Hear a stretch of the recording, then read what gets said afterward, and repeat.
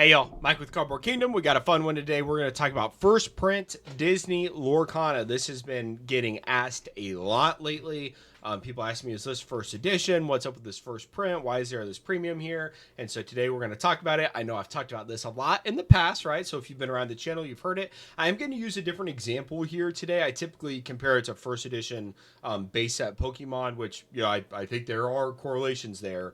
But I'm going to use a different example today that's a little bit more apples to apples in my opinion. So when we talk about first print Disney Lorcana, a couple just kind of like base facts. No, there is no first edition stamp. So there is no additional like rarity. There's no date. There's nothing on the card that signifies there are any differences in the cards pulled in the first print wave or the last print wave. That was done by design by Ravensburger. They didn't want to have some inherent fake rarity or scarcity. And so they did it from front to back, the exact same print for all of the cards. Okay. Now, there are 7 exceptions, which we're going to get into here, that are different from the first print run and all subsequent print runs. And so this is where, if you want to apply like maybe a 5% premium would be my absolute top for a first print run case, then this is where I could justify it. Beyond that, you can't get me on board. So the biggest chase card from first print Disney Lorcana is the Enchanted Genie, card number 209. It's got what we call a double sword heir. So you'll see that it's got a sword here in the top right of the card, and then it's got a shadow above it. This is what the community has kind of dubbed the double sword heir. If you go on the Lorcana app or you look at any genie after the first print run, it will have no shadow above like you see here. Therefore, giving the double sword genie provenance of being the first ever enchanted genie, right? The first print run, first ever. And so this card will have a premium. Now, this is by far the biggest chase of any difference that we've been able to find thus far, which I will say could change, right? There's a world where maybe someone finds some small difference with the Elsa or with, Aurora, whatever, Tinkerbell, and then that could lead to a premium in the future. That has not been discovered yet. Obviously, all of these cards have been hyper analyzed, but that's not to say that it can't happen. But as of right now, this is the only enchanted that we know has a core difference in the printing. The other cards that are different, which I don't have pulled up here, are what are called errata heirs. They have small grammatical changes. It's a set of 6 cards that is 5 commons and 1 uncommon, and they just have like small text changes throughout the cards. And so there's 6 of them in total. The genie is the 7th card that is different, and those 6, that set of 6 you can buy. There's an eBay listing for $12.99. So between the double sword heir genie and the errata cards that are $12, that is the entirety of any card that we can tell a difference, or that the grading companies will acknowledge the difference of cards from first print run and every other print run in Disney Lorcana. Okay? So now that we've established that, I want to compare us to a more modern example in Pokemon. So historically, I've always used the first edition base set, because when you look at a first edition sealed Pokemon box for base set, it's obviously got just this enormous premium.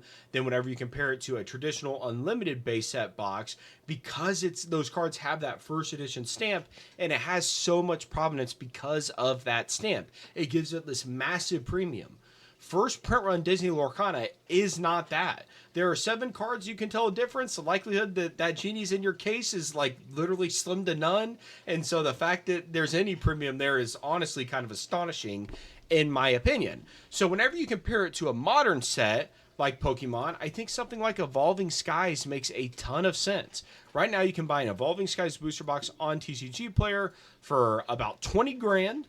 Which is definitely up there. Whenever you look at the most recent sales, there was one for $14.99. There's one for $15K, and then, funnily enough, one of the most recent sales for all of Pokemon Evolving Skies booster box cases, first print run Evolving Skies booster box case, $15K. A week later, it sold for more for what you would assume is a second print run, or let's just call it unlimited in this case, booster box case.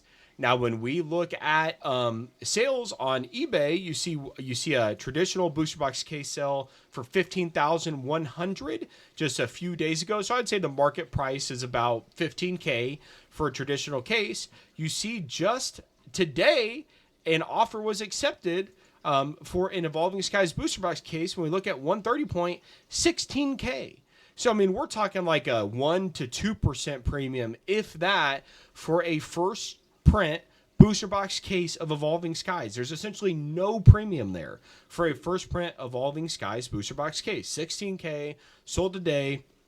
You get this first print run sold a week and a half ago, 15.832, 15.8K. You look at this sale for a first print, 15.9K. Obviously, this sale's fake, 60,000, not real. 16.5, right? Kind of a high price there, but then you get some lows, 15.5, 16.5, and 15.5. 16K. But if you look at the sales for just the regular booster box case, they're not that much different. 15.1, right? 15.8 for a case. Just a few, so I mean, it's essentially selling for the same price with like maybe a 1 to 2% markup. And I think that's like what's fair, right? Like if you want to pay for that sticker on the outside of the case that is going to command like a little bit of a premium, right? Then so be it. But we don't see any difference in Pokemon, that's apart from a 1 to 2% difference of unlimited versus first print when the cards in the box are the same. Now, when you have that first edition stamp, it gives it a whole new level of rarity, whole new level of provenance. In that case, eat your collector's heart out. Go get the rarest first stuff you can. I'm all for it. I love it. Whenever we're talking about these cards that are not changing from print 1 to print 25, it doesn't matter, guys. And I know a lot of you want this to be first edition Disney Lorcana, but it's just not. And so I would never advise, if someone hired me as a consultant, they had $1 million they wanted to put into Disney Lorcana, I would maybe get them one case of Disney Lorcana first print at where I'm making offers and pay a small premium. Beyond that, I would not pay any sort of premium for first print Disney Lorcana. But with that being said, let's look at what the market is attributing first print Disney Lorcana. So I do want to set a base layer here. Right now, the cheapest case for Disney Lorcana, the first chapter, is about $1,400 on TCG Player. When you go on eBay, you can still find some for almost $1,200. Now, there is a lot of shipping on there, and it is in Australia, right? So we'll say $1,250 to get the case here after shipping and whatnot to the US. But about $1,200 on eBay, significantly lower than TCG Player. I definitely go that route first. Now, when you compare that to what people are asking for the first print run, this is where I just feel like it's complete blasphemy. It's absolute fool's gold. You can get a case for $1,250 of a subsequent print run, or you can go buy a case that has the sticker on side of it. It's got the possibility of having 7 different cards inside of it, and you can pay $5,000 or best offer for this case. Absolutely no, this is a dumb investment. You should not pay $5,000 for this case of cards. It is literally no different than the previous iterations. Apart from those few examples we talked about, there's also another kind of first print run second wave box that you can look at that is a December 1st dated, so a couple months after that September 1st dated case that we talked about. You can get that from Gem Mint Cards FL.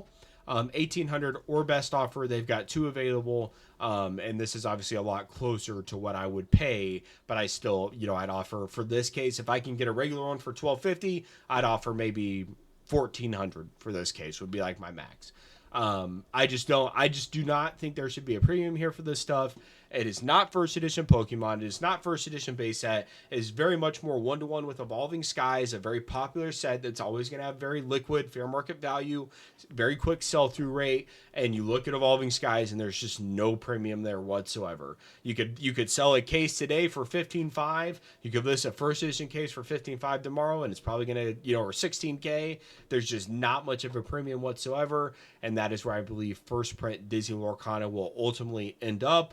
Once people realize, and once the just collector base becomes more educated and they realize that this is not first edition. Look, if you want first edition, I'm all for it, right? Like, go get a first edition base set box. Like, hell yes, absolutely love that. If you want first edition in Disney Lorcana, there's only 7 cards that have a first edition stamp, and it's the D23 2022 promos. Do you want those? Hell yes. Those are grails. First cards that ever came to market, only cards with first edition stamp. They grade incredibly hard. Like, yes, yes, and yes. I'm all for rarity. I'm all for provenance. I'm all for the first of the first. Disney Lorcana first print was made to be the same as the first print run and every subsequent print run, and therefore I just cannot give it any massive premium because it was the first to market when every other set was the exact same apart from those 7 cards. So that is my case as to why you should not rush to buy CM1, CM2 boxes, first print run, September 1st dated cases. If you want to pay a small premium, go for it. 5% would be my absolute max. But I'm not paying $5,000 for a case. Give me 5 of the regular booster box cases before I'm ever touching one that costs 5x for a yellow sticker on the outside of it. Like, there's just no world where we're going to see this appreciate to an insane degree, at least with fundamentals applied to it, right? Look at something like Evolving Skies. I also looked at Fusion Strike, did a lot of the popular modern sets. It was all the same. And that goes back to unlimited base set Pokemon. No one cares if it's first print run, unlimited base set. A base set booster box is a base set booster box is a base set booster box. A first print Disney Lorcana booster box is a first print Disney Lorcana booster box is a first print Disney Lorcana booster box. There is just simply no difference. No one cares about print runs. You only care because you think there's this massive speculation to come, but in reality, I just do not think it's going to be there. It might exist in this moment as Lorcana kind of flies under the radar, and there's a lot of ignorance or naivety, if that's a word, in the collector base, right? Like, go get your first print double short air genie. I'm all for it, but to pay this massive premium, it should not exist. It is not. It's not reasonable in my opinion, and I do not want anyone to fall subject that's reaching out to me to this fool's gold that is first print run, first chapter Disney Lorcana. So that is my soapbox. I've been on this for a long time. If you want to buy it because you want that yellow sticker, I'm not here to yuck anyone's yum. I just want you to understand the basis of what we know of these products, what we know to understand the differences, and the fact that this is not first edition Disney Lorcana. Thank you very much for watching. I'll be back with another video soon. I love you all. Goodbye.